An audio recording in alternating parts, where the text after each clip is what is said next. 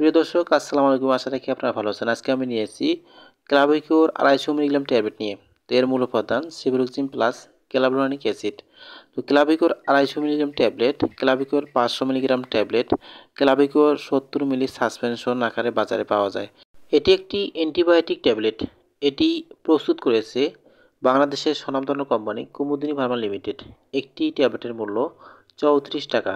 নির্দেশনা অথবা কোন কোন ক্ষেত্রে এই ট্যাবলেট ব্যবহার করা হয়: pharyngitis, tonsillitis, acute bacterial otitis media, acute bacterial maxillary sinusitis, chronic ব্রঙ্কাইটিসের তীব্র সংক্রমণ এবং তীব্র ব্রঙ্কাইটিসের আনুষঙ্গিক সংক্রমণ, ত্বক ও ত্বকীয় কলার অজটিল সংক্রমণ, অজটিল মূত্রতন্ত্রের সংক্রমণ, অজটিল gonorrhoea, Lyme disease, septicaemia, meningitis এবং সুইচ থেরাপির ক্ষেত্রে ক্লাবিকিওর 250 মিলিগ্রাম ট্যাবলেট ব্যবহার করা হয়। সেবনবিধি: সেবনের মাধ্যম মুখে সেব্য।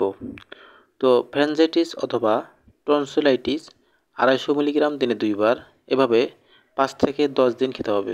একিউট ব্যাকটেরিয়াল ম্যাক্সিলারি সাইনোসাইটিসের ক্ষেত্রে 250 মিলিগ্রাম দিনে 2 বার, এভাবে 10 দিন খেতে হবে। ক্রনিক ব্রঙ্কাইটিস এর তীব্র সংক্রমণের ক্ষেত্রে 250 মিলিগ্রাম থেকে 500 মিলিগ্রাম দিনে 2 বার, এভাবে 10 দিন খেতে হবে। তীব্র ব্রঙ্কাইটিসের আনুষঙ্গিক সংক্রমণের ক্ষেত্রে 250 মিলিগ্রাম থেকে 500 মিলিগ্রাম দিনে 2 বার, 5 থেকে 10 দিন খেতে হবে। ত্বক ও ত্বকীয় কলার অজটিল সংক্রমণের ক্ষেত্রে 250 থেকে 500 মিলিগ্রাম দিনে 2 বার, এভাবে 10 দিন খেতে হবে। কমিউনিটি অ্যাকোয়ার্ড নিউমোনিয়ার ক্ষেত্রে 250 থেকে 500 মিলিগ্রাম দিনে 2 বার, 5 থেকে 10 দিন খেতে হবে। টাইফয়েডের ক্ষেত্রে 500 মিলিগ্রাম দিনে 2 বার, 10 থেকে 14 দিন খেতে হবে।